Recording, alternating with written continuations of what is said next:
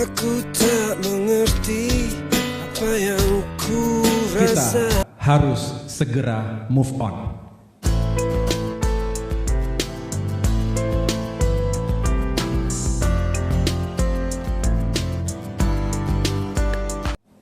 Hari ini kami, keluarga Partai Demokrat, dengan berbesar hati, dengan kerendahan hati, menyatakan move on dan siap menyongsong peluang-peluang baik di depan.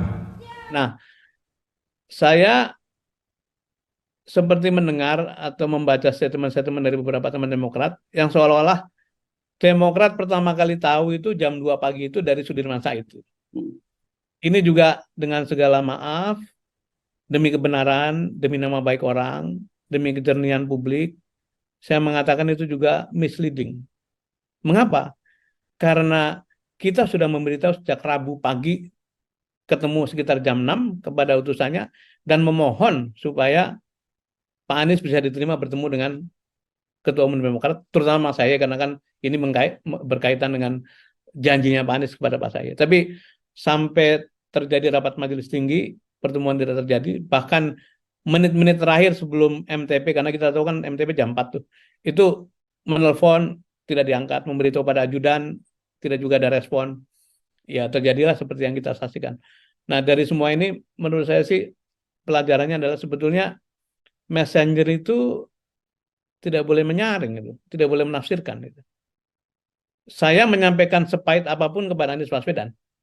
Perkara sikapnya dia marah, dia apa itu, tapi nah ketika bertanya sikap harus bagaimana, di situ kita memberikan masukan kan, cara pandang kita. Tapi sebagai informasi sampaikan apa adanya, ada permintaan ketemu, dimintakan ketemu, yang itu ini saya terpaksa ngomong begini karena saya khawatir orang-orang yang tidak tahu situasinya itu kemudian menjudge apakah menghakimi Demokrat atau menghakimi Pak Anies, menghakimi Pak Surya itu secara tidak tepat. Dan itu kan katanya begini nih, konflik segede apapun, kalau messengernya itu menjalankan tugas dengan baik itu biasanya bisa turun tensinya itu.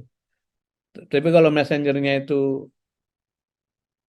ngompor-ngomporin satu sama lain gitu, itu meledak gitu. Dan saya kembali pada awal diskusi kita, kami semua di timnya Pak Anies, saya juga komunikasi dengan PKS, komunikasi dengan Nasdem juga, masih punya harapan besar untuk bisa bersama-sama. Dan tentu saja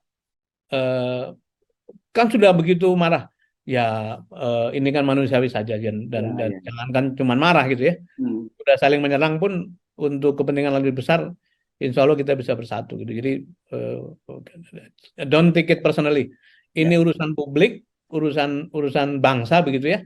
Kalau kita taruh kepentingan bangsa di atas kepala kita, rasanya konflik sebesar apapun kita bisa jembatani gitu.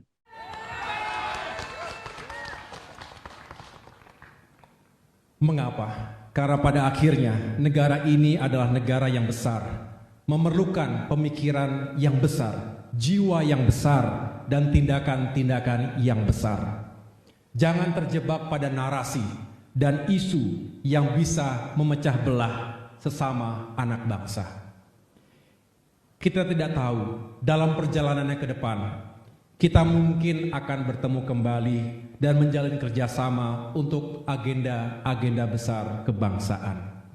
Untuk itu, saya mengucapkan selamat kepada Bapak Anies Rashid Baswedan dan Bapak Muhaimin Iskandar yang baru saja mendeklarasikan sebagai pasangan calon presiden dan calon wakil presiden 2024 ke depan.